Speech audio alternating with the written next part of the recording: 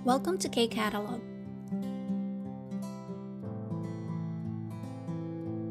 KIIP Level 1 Unit 18, nasa application part na tayo. Unahin natin yung marahagi, speaking. Sabi dito, Jamshid Shiwa Rahuman Shiga Jibeso Jonwa Heo. So si Jamshid daw at saka si Raman sa kanilang mga bahay ay nag-uusap over the phone. So yan, gamit yung phone na nag-uusap sila. So sabi, tingnan daw natin yung conversation. Daum gwagachi iyagi hebuseo. So tingnan muna natin yung mga naka-highlight. So yung mga yan, yung ginamit dyan is itong number 1. So tingnan natin paano siya tinransform. Yakgugun bame munul datta. So yung pharmacy daw ay sarado kapag gabi. Munul datta, close. So si datta, anong ginawa sa kanya? Naging datchiyo. Okay? So in-apply agad sa kanya yung ating natutunan na grammar sa level 1 Unit 18, yung dongsa plus giyo. Yung grammar natin na nagko-confirm. Tama ba? Hindi ba? Is that right? Diba? Yan yung gamit ng grammar na yan. And then, yung second na naka-highlight, bega apasoyo. So, ito siya, bega apuda. So, ginawa lang siyang aso, oso, heso. In-apply yung grammar na yon. So, si bega apuda naging apaso. Okay, and dahil polite form, nilagyan ng yo. Apasoyo. Next, yung third one, yakgugun bame munul dannende. So, same, no? Dalawang beses na tinransform itong yakgugun bame munul datta.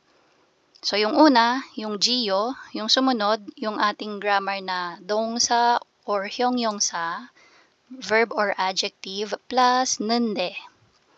Okay? Nende, unde, and niyende.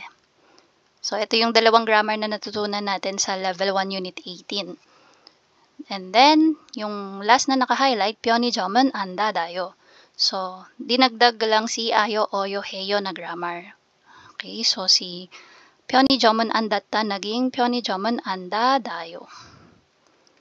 Yan. So, basahin ko yung natin, conversation. 여보세요, 라흐만 씨. 약국은 밤에 문을 닫지요? 네, 그런데 왜요? 배가 아팠어요. 그럼 편의점에 가세요. 약국은 밤에 문을 닫는데 편의점은 안 닫아요.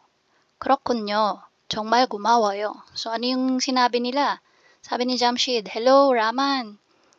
Yung pharmacy ba or yung butika ba sa gabi sarado na? Sagot ni Raman, Oo, bakit? Ang sakit kasi ng tiyan ko. Ganun ba? Punta ka ng convenience store. Sabi ni Raman, yung butika sarado na siya paggabi pero yung convenience store hindi pa siya sara or hindi siya nagsasara. Tapos sumagot ulit si Jamshid, ganun ba? Sige, salamat, sabi niya. Okay? So ngayon, papalitan na natin yan. Gagawin na natin yung number 2. So si 약국은 밤에 문을 닫지요 magiging 우체국은 일요일에.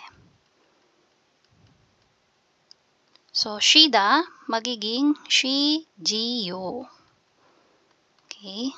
쉬지요.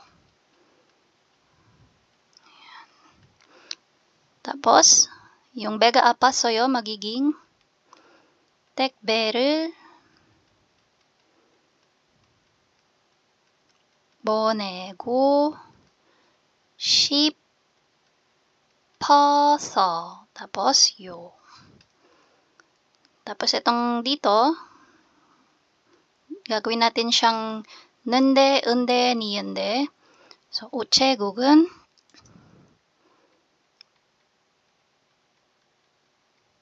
일요일에.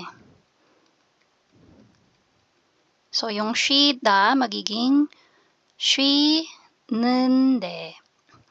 Again, bakit niyende yung dinagdag? Kasi verb po si 쉬다. Again, kapag verb yung dadagdagan mo ng grammar na to, you don't have to consider kung nag-end ba siya sa vowel or sa consonant. You just simply add nende. Pero, pag adjective or hyongyong sa siya, tsaka mo siya i-check kung nag-end ba siya sa vowel or consonant, then that time, unde yung gagamitin mo kapag nag-end sa consonant, and then niyende kapag nag-end sa vowel. Okay? So, dito, 택배를 보내고 싶다 magiging, dito na yung niya, no?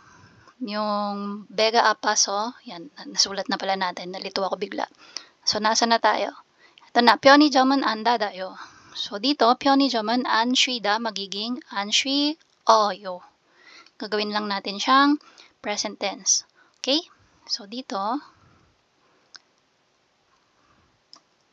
same lang, no? 편의점은 안, so ito na lang yung mapapalitan. Magiging, so, 편의점은 as is, tapos, 안 쉬어요. Okay, so try nating basahin ko ulit, no, gamit itong mga number 2. So, 여보세요, 라만 씨. 우체국은 일요일에 쉬지요? 네, 그런데 왜요? 택배를 보내고 싶었어요.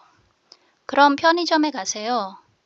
우체국은 일요일에 쉬는데 편의점은 안 쉬어요. 그렇군요. 정말 고마워요. Now for listening, sabi Huwen 씨와 민수 씨가 이야기해요. So, sino daw yung nag-uusap? Si Huwen and si Minsu. So, pakinggan natin yung conversation and sagutin natin yung number 1. Sabi, 마트는 언제 쉬어요? Yung mart daw, kailan nagpapahinga? Or ibig sabihin, kailan sarado? 모두 고르세요. 모두 ibig sabihin all. Choose all. Ibig sabihin, yung sagot, hindi lang siya iisa. Pwede siyang 2 or 3. Depende sa mapapakinggan natin. Number 2 question, Huwen 씨는 오늘 어디에서 물건을 살 거예요?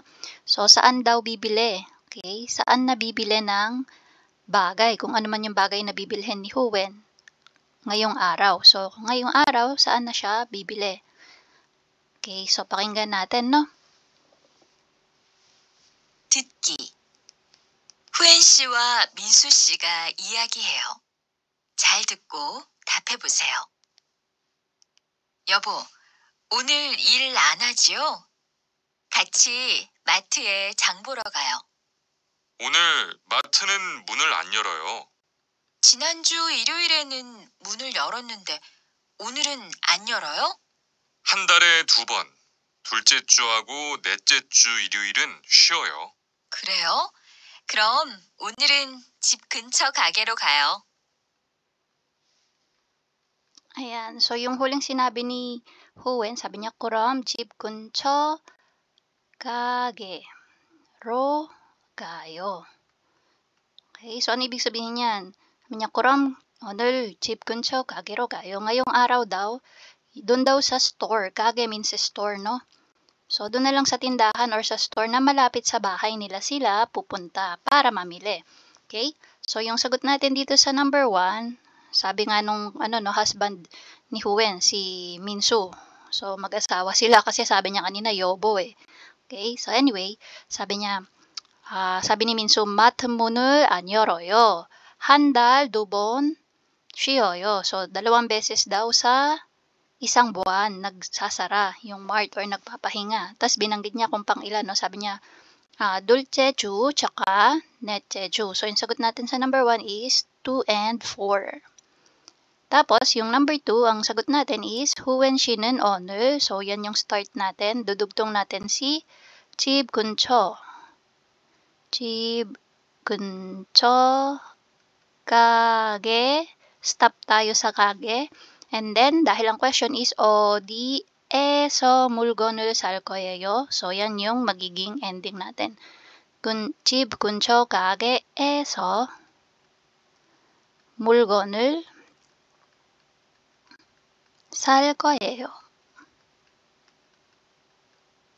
Ayan. So, that's for listening. And that's it. If you find this video helpful, please hit the like, share, and subscribe button.